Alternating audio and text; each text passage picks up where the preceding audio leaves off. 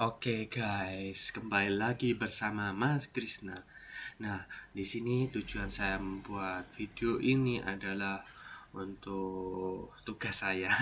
Di sini saya telah diberikan tugas berupa penjelasan materi abstrak kelas dan interface.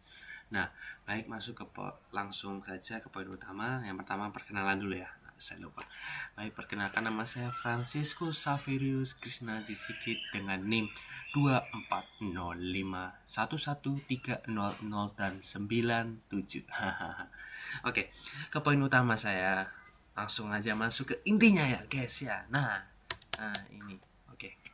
Nah, di sini saya membuat kelas yang pertama adalah interface identitas. Nah, interface di sini berfungsi sebagai dasar bagi kelas yang mengimplementasikannya. Nah, kenapa saya membuat interface identitas ini? Karena mewajibkan setiap kelas yang mengimplementasikan identitas untuk menyediakan metode tampilan identitas kayak gini. Nah, oke.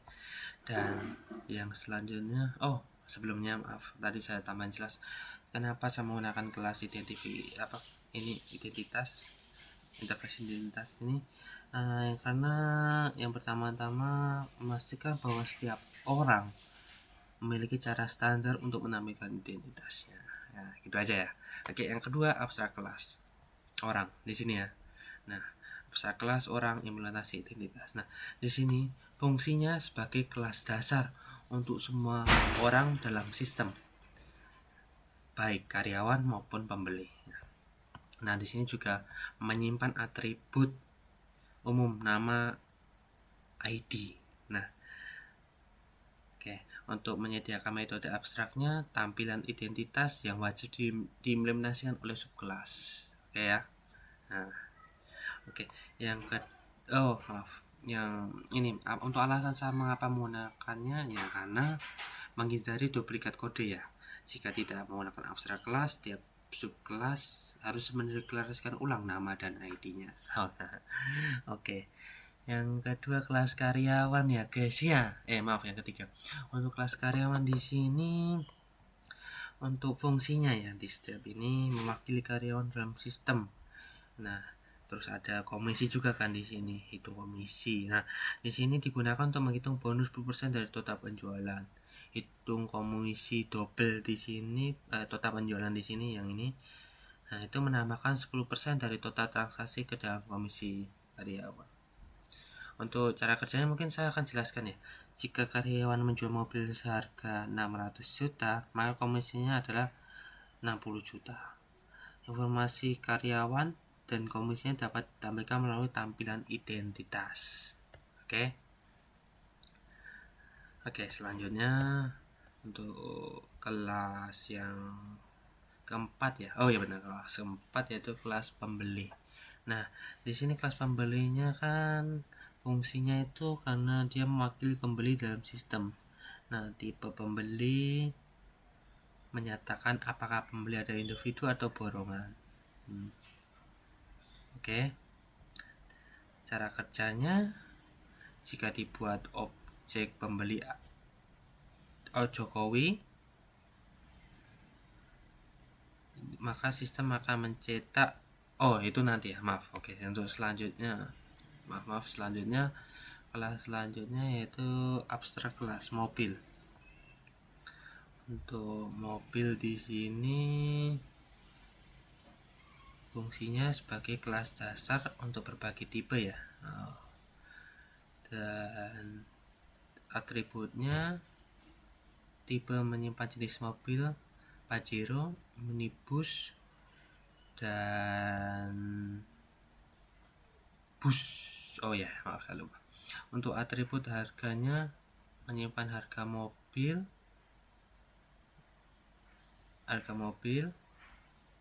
dan juga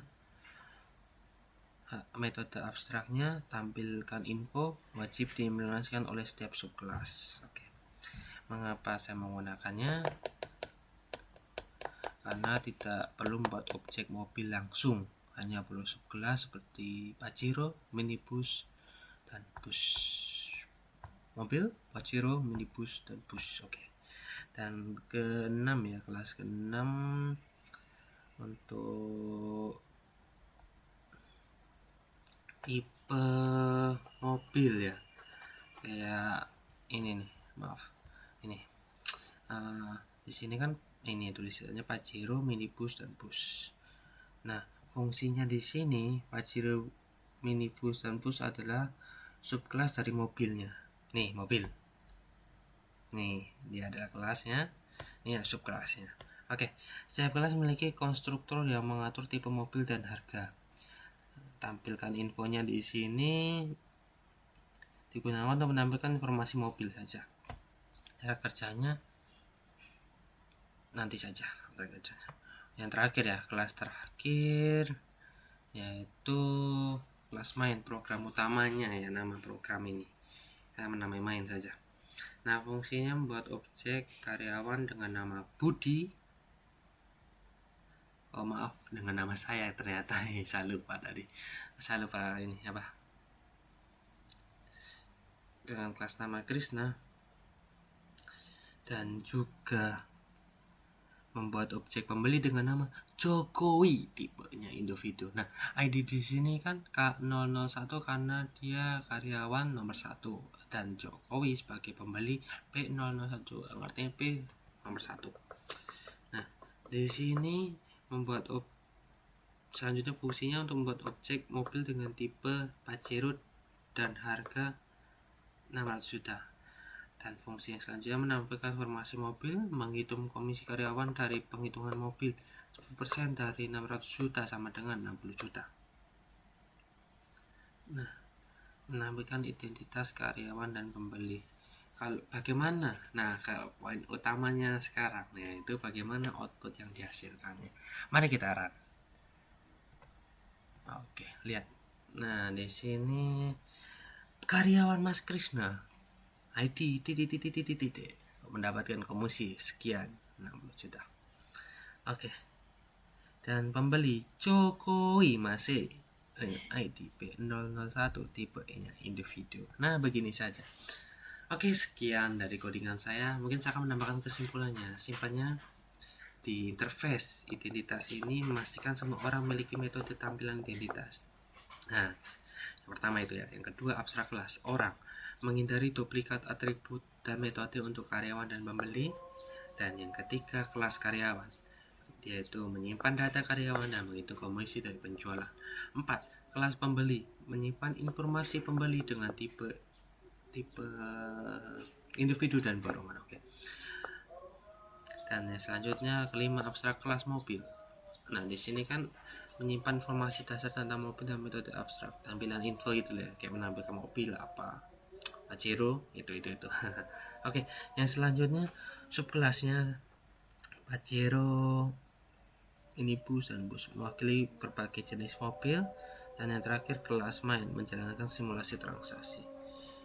Oke, kode ini sudah mengikuti konsep OOP yang baik sesuai yang diberikan oleh Pak Reza. Oke, begini saja penjelasan singkat saya. Maaf jika ada salah kata atau mungkin penjelasan saya kurang tertata rapi, atau dalam penjelasan mungkin terjeda lama, ada salah kata seperti tadi. Saya harus nyebut nama saya sendiri tapi Budi, karena tadi kan sebelum membuat codingan ini sama namanya Budi. Nah, kenapa nama orang kalau bisa nama saya? Jadi salah pengucapan saja. Oke, begitu saja Pak. Mohon maaf bila ada salah dalam pengucapan. Sekian, terima kasih. Mohon maaf lahir batin. Terima kasih Pak.